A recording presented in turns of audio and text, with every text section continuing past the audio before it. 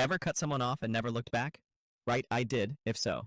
My brother sent the kind of message that makes your stomach drop even before your brain finishes reading it, and it said he wanted a stress-free holiday trip this year, and he hoped I would understand why I wasn't invited. And I stared at those words for a long time with that dull sound in my head that you get when someone hits a nerve and then pretends they are doing you a favor, and I didn't respond with a speech or a blow-up or a list of grievances, because I have learned that the loudest thing you can say sometimes is nothing at all, especially when the person on the other end expects you to beg for your seat and promise to behave like an emotional support animal so no one has to deal with the messy parts of a real family.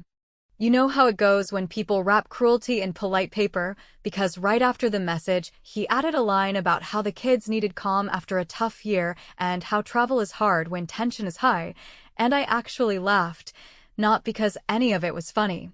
but because he said it as if I was the tension that arrived in a suitcase and not the sister who, over the years, booked the rentals, cooked the meals, kept the calendar, and smoothed over the arguments when our parents were circling the same old topics they always circle, and there is a special kind of irony when the person who benefits from your labor decides you are the problem, like a manager who enjoys your spreadsheet and calls you negative in the same sentence. I put my phone down, I made coffee like it was any other morning, and I kept thinking about how many times I had rearranged my life for that trip. How many times I had driven late or left early or swallowed something I should have said, because it was easier to keep the peace than to hear the sighs and see the group text go quiet, and the more I thought about it, the more I realized that what he wanted was not a stress-free trip. He wanted a yes-man version of me who would clap on cue and vanish in the gaps, and once that clicked I felt this clean steadiness that always shows up right after the hurt, the kind that lets you choose a response that is not about theatrics, but about balance. Here is an uncomfortable truth I will admit, because this is a conversation and not a manifesto. I have enabled some of this. I have smiled while paying bills that were not mine. I have said sure when I should have said no. I have handed over keys to people who treat access as entitlement, and I did it because family ties make you do math that never adds up on paper, but somehow feels necessary in the moment. And I know some of you are nodding because you have a version of this in your own group chat where one person is the designated fixer and another is the designated golden child. So I sat there with my coffee and I decided I would not argue for space at a table where someone had already set the name cards. I would not defend my right to exist without being labeled difficult. And I would not send a long reply that could be screenshotted in pieces and passed around with commentary, because I know that game and I do not like to lose the same way twice. And the best part of being done is that you stop negotiating with people who treat you like an inconvenience. Instead, I scrolled back through old messages and calendar invites and receipts, not because I wanted to torture myself with proof that I was always the responsible one, but because I was checking something I had not thought about in a while. Something that had been quietly sitting where I left it, something that matters more to him than any apology ever could. And while I scrolled, I remembered conversations from the year we lost our dad, when everyone was tender and practical at the same time. When decisions got made in plain language, because there was no bandwidth for long debates, and I remembered who signed what, who paid what, and who promised what when we were all trying to keep the family structure from wobbling. I looked at his message again, that careful phrase about a stress-free trip, and suddenly it sounded like a person trying to talk around a fact he doesn't want to face, which is that the entire tradition he is trying to gatekeep hangs on something that I control. Not because I tricked anyone and not because I am petty, but because I was the only one who stepped up when stepping up looked like boring paperwork and regular payments, and the kind of unglamorous responsibility that does not earn applause in the group chat, and I realized that he had forgotten a detail I had never forgotten. I typed out a dozen replies in my head, from the polite to the brutal, and then I deleted them all, because when a person shows you how they value you, the most effective response is to show them how you value yourself. And for me in that moment it meant protecting what is mine, setting a boundary that does not come with a speech, and letting him feel what absence actually feels like when it is not just a performance for the sake of optics. And I cannot tell you how freeing it was to look at silence not as surrender but as strategy. So I wrote back a simple line that said I heard him and I hoped they had a nice time, and then I closed the thread and opened a different folder, the one with the documents I keep in case someone ever tries to rewrite history. And I sat there a while with a very calm thought forming in my mind, the kind of thought that does not need approval because the facts live on paper and keys make a very clear argument, and when that thought had fully settled, I knew the conversation was about to shift. Without me raising my voice. Because here is the part he didn't count on, and I am saying this carefully because I want you to feel the beat the way I felt it sitting at my kitchen table. He forgot that the place he loves the most, the place that turns his holidays into a curated memory, is not a shared toy box, and it does not open by wish, and there is a reason my signature is on the line that matters, of a reason he is always asked rather than told, and a reason I have a spare set of keys that no one else has ever had in their pocket. And once I remembered that, I did not feel excluded anymore. I felt focused, and I knew the next move would be quiet and final in the way that only clean boundaries can be, and I promise you, by the end of the week, he was going to remember it too. When I tell you that the word cabin sounds simple, but carries the kind of weight that can tilt a family tree, I am not exaggerating. Because for us that place has been the unspoken scoreboard for who does what and who shows up and who gets to claim the story of being the reliable one, and the thing my brother forgot, or maybe decided to ignore because it made his version inconvenient, is that the cabin is not communal property held together by childhood memories and group photos. It is mine in the boring, adult, ink-on-paper way that nobody wants to think about until it suddenly becomes the only thing that matters, and it became mine during that year when grief came in like a slow leak and every decision felt like mopping a floor that would not dry. Back when our dad passed and the accounts were messy and the property taxes kept showing up like clockwork and the well needed a repair no one had budgeted for. Mom panicked the way moms do when the foundation shifts and everyone is waiting for someone to take a pen and make the mess into a plan. And I remember sitting with her at the kitchen table while she kept saying she did not want to sell because selling would feel like quitting on the one thing that made the holidays feel like we were still a unit, and my brother said all the right emotional words about legacy and memory, but when it came time to sign documents and guarantee payments and take on a line of credit to avoid a fire sale, suddenly I was the only one with the credit score, the steady income, and the stomach for paperwork, so I stepped in, not because I wanted leverage, but because I could not watch Mom drown in decisions while my brother floated on a raft of good intentions. We met with a local attorney who was practical and plain-spoken in a way I appreciated, and the structure we set up was not dramatic or sneaky. It was simply the only structure that kept the place while protecting Mom from bills she could not manage. And what that meant in real terms is that title moved to me, insurance moved to me, the maintenance plan moved to me, and the bank talked to me because I was the one who promised, on paper, to keep the payments flowing, and I did, month after month. When the roof needed work and the septic inspection brought extra expenses and the county raised assessments, and through all of that I did not wave the deed around like a trophy, because I am not built like that. But I noticed my brother always spoke about the cabin like it lived in a memory album and not in a file drawer with my name stamped across every page. Over the years he used the cabin more than I did. He liked to haul his crew up there for long weekends, and he told me it brought the cousins together, and that part was true. And every time he asked for an extra weekend or a last-minute extension I said fine, because I was not policing happiness. But the arithmetic never quite balanced because I was the one paying for the security system and the service calls and the annual inspection and the winterization visits, and the trade-off for his gratitude was usually a vague promise to help with something later that never quite materialized. And if you have ever been the sibling who keeps the spreadsheet, you know exactly how that feels, like you are a concierge with a last name in common. So when he sent that message about a stress-free trip and I sat there swallowing the familiar sting, I opened the folder where I keep the boring proof that protects you when people who do not do the work decide they get to set the rules. And I read through the management agreement I had created years ago when I finally got tired of double booking and text message confusion, and there on page 3 in plain language it says that access is granted at my discretion and that keys are revoked when there is misuse or non-compliance with the booking process, and it hit me with surprising calm that excluding me from a trip centered on the one asset I carry alone is misuse of a kind I had never imagined, but could absolutely address.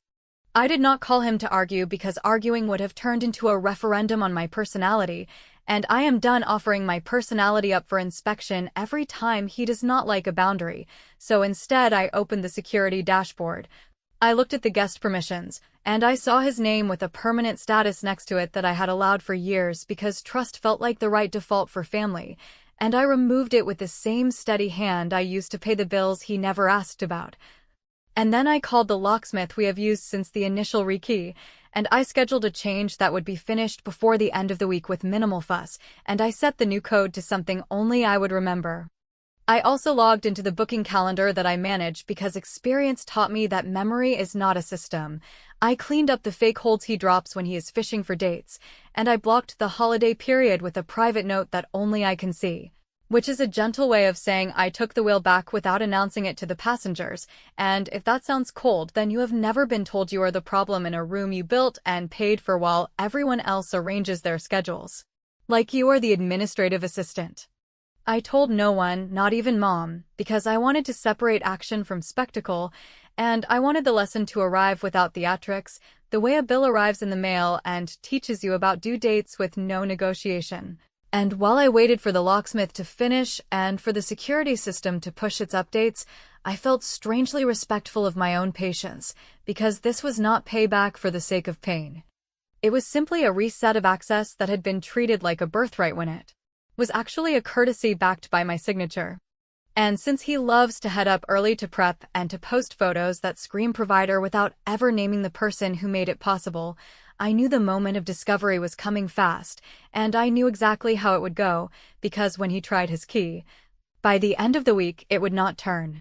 He always likes to get a head start, to show up before anyone else so he can claim the role of organizer without ever touching the parts of organizing that involve bills or planning or the annoying little tasks that make things run. So I knew he would drive up early to feel important and to stage his version of contribution, and that is why I was not surprised when my phone buzzed with a security alert that a code had failed and another had failed right after it, and I pictured him standing there with the usual confidence on his face while the keypad did something he did not expect, which is refuse to treat him like the center of gravity.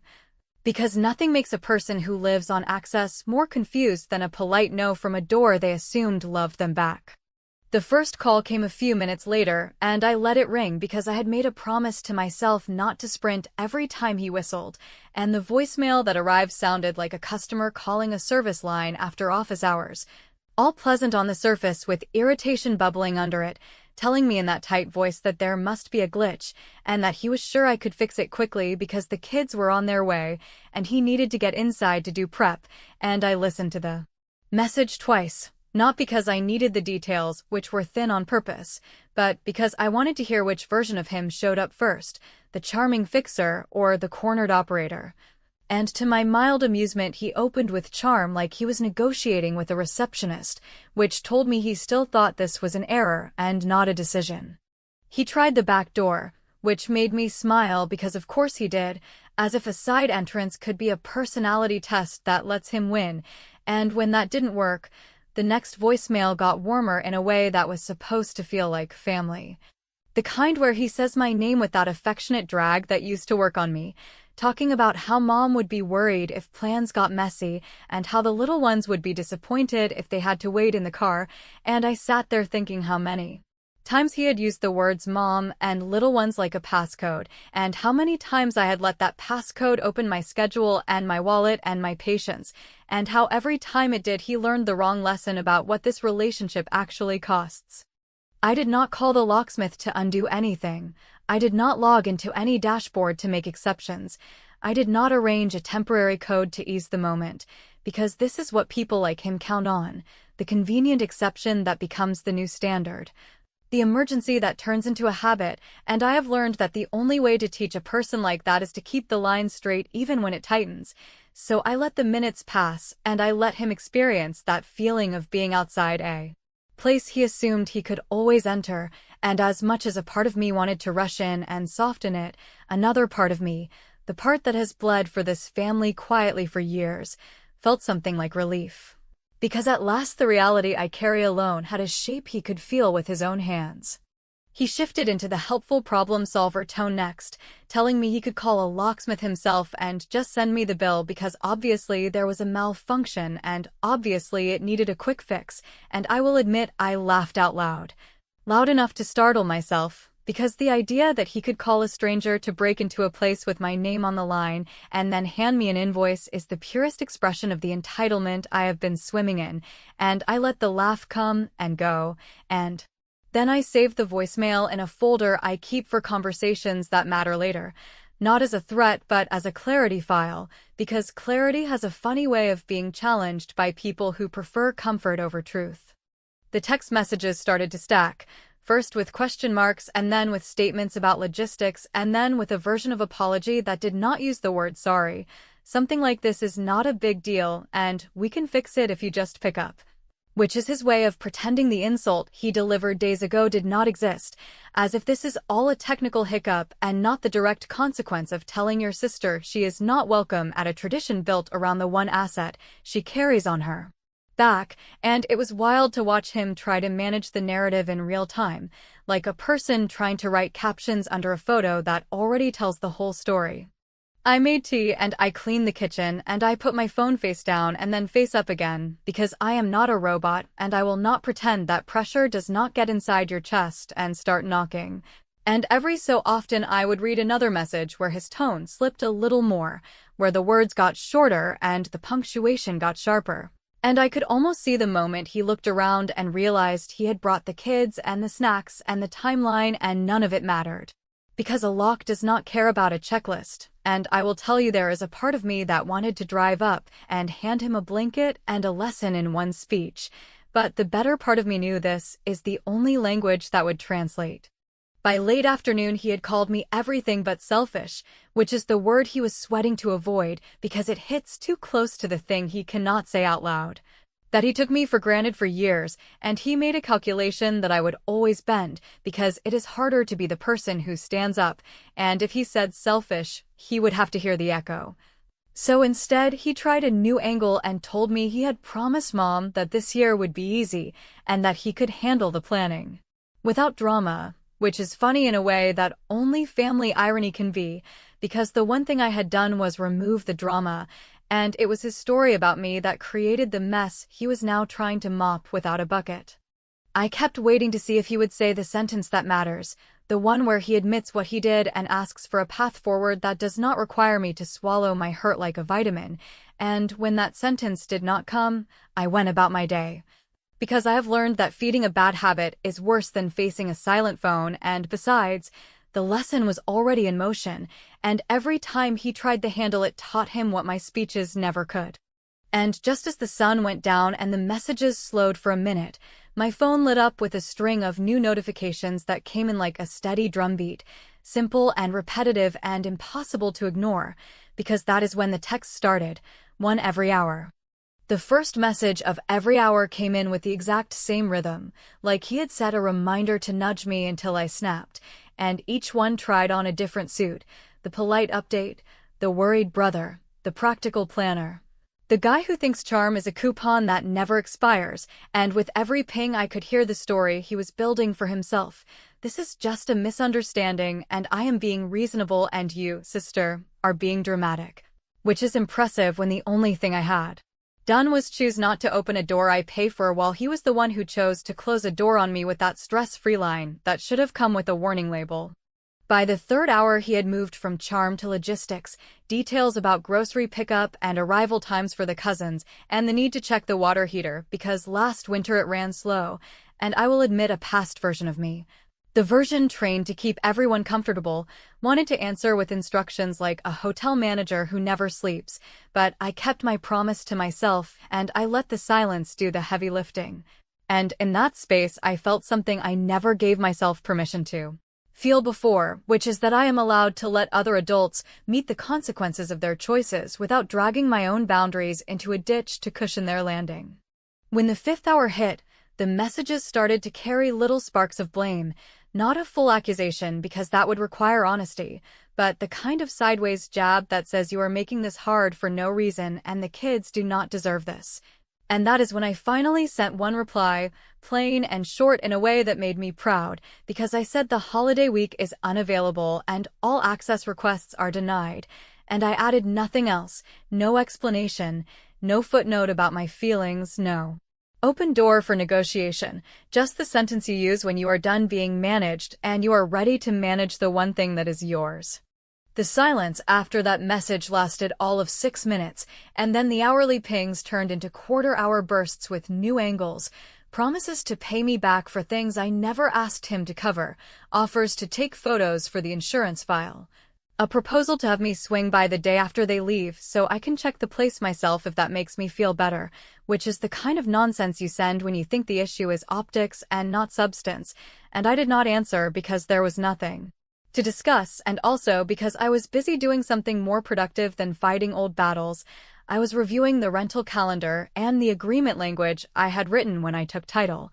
reminding myself that I am not crazy for wanting a system that does not treat my work like background noise.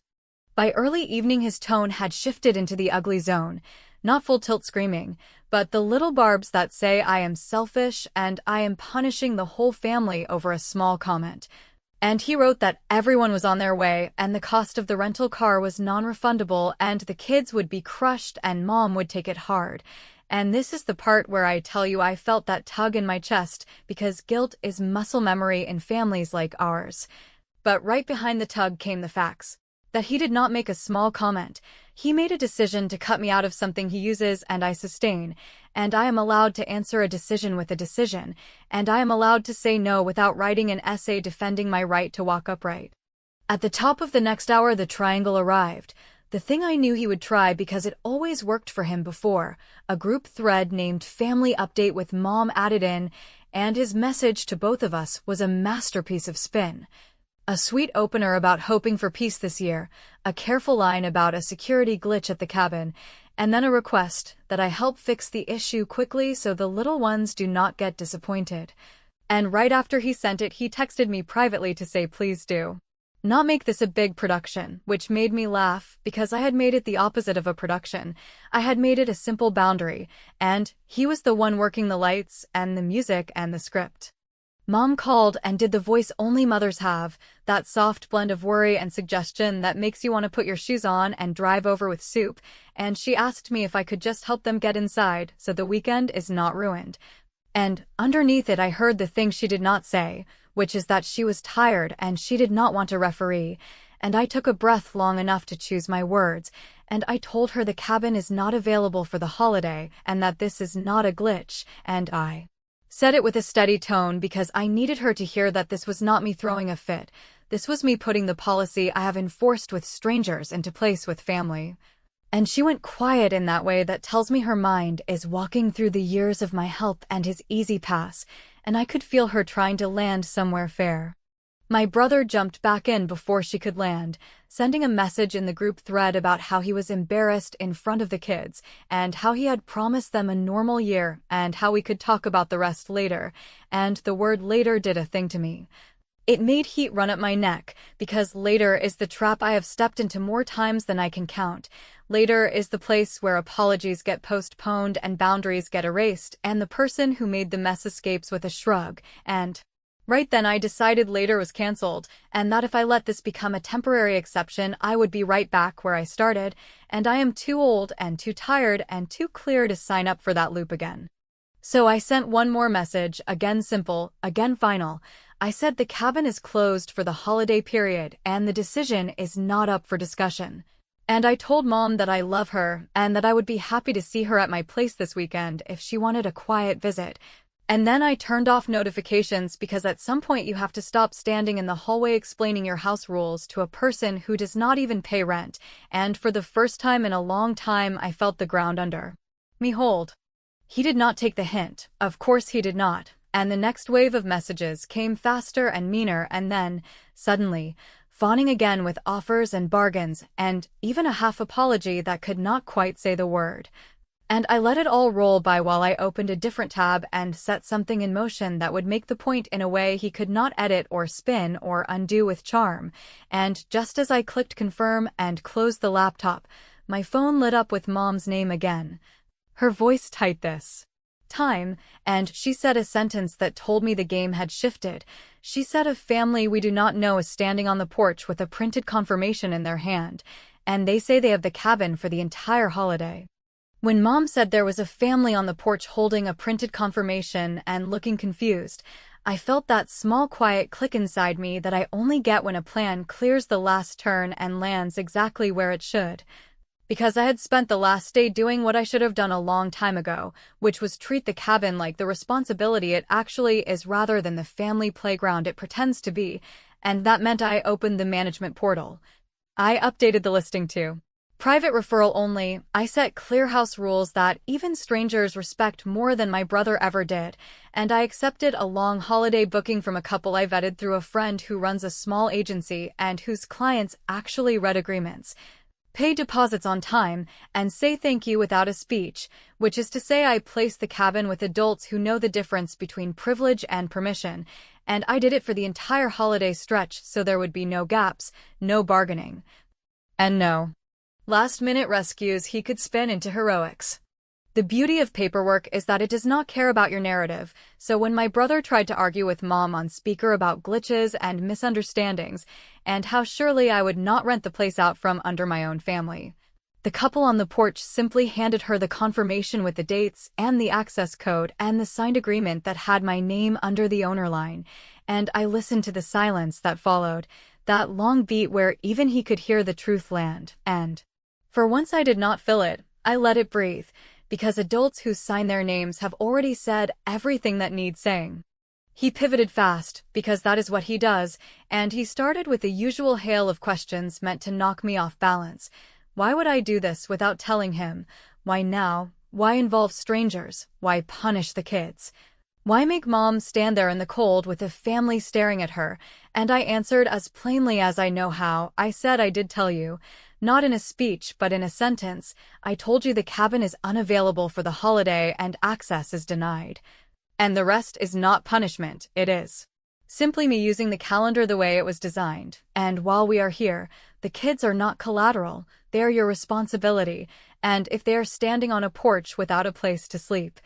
that is on the person who promised them something he did not own to promise, and I said it without heat because I am too tired for fireworks and because the point had already been made by the locks and the paper. Mom, to her credit, took a breath and spoke in that careful tone that kept us alive all those years, and she told him the couple had every right to enter and that he needed to step aside and stop performing, and when he tried to drag her back into his triangle, I stopped it by taking the call off speaker and telling her gently that I would handle the couple and that she should go home if she wanted, and I could hear the gratitude in the way she exhaled, because she is old school and she hates scenes, and I respect that even when I am the one forced to stage manage the cleanup. I walked the couple through the access code over the phone. I apologized for the awkward greeting. I promised them an extra night at the end if they wanted it and a waiver on the cleaning fee, because kindness costs less than resentment. And they were gracious in the way people are when they are treated like customers instead of pawns, and within minutes they were inside, lights on, text received, deposit confirmed, and in that simple exchange I felt the kind of stability you only feel when you stop doing free emotional labor for people who toss it back like napkins. My brother, faced with a door that answered only to me and a contract that did not bend under charm, finally said the quiet part out loud, that he thought family comes first and that I should have called him before I did anything drastic. And that is when I told him the sentence I had been holding since the moment he sent that stress-free line. I told him family comes first when family acts like family, not when they hand you an insult and ask you to smile while you pay for the backdrop, and as for drastic, changing a lock and enforcing a calendar is not drastic, it is baseline, and if you have been coasting on my baseline for years, that is not my crisis to solve. He tried one more angle, a half apology with conditions, some nonsense about misunderstandings and emotions running high, and how he should have phrased it differently, and I cut through it with a grown-up offer that left him nowhere to hide. I told him we can reset next year if he wants to use the cabin like any other adult, which means he submits a request in the system. He follows the rules, he respects the dates I approve, and he contributes to the maintenance fund in the amount listed in The agreement that he definitely never read, and until then, the holiday is booked, the decision is final, and if he texts me every hour, I will mark the thread as mute and go back to my life. Because I am done playing customer support for someone who pays with guilt. Mom circled back that night and asked if this had to be the way, and I told her as kindly as I could that this is the only way anything changes, that I am not shutting the door on love, I am shutting the door on a bad habit, and that if my brother wants an again,